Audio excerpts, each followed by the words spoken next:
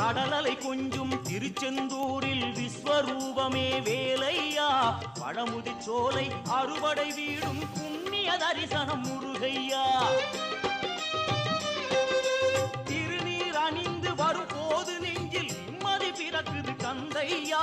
சுகனே சிவனார் மகனே உன்னை பாட பாட சுகமாகுதையா வேல் முருகா அரோகரா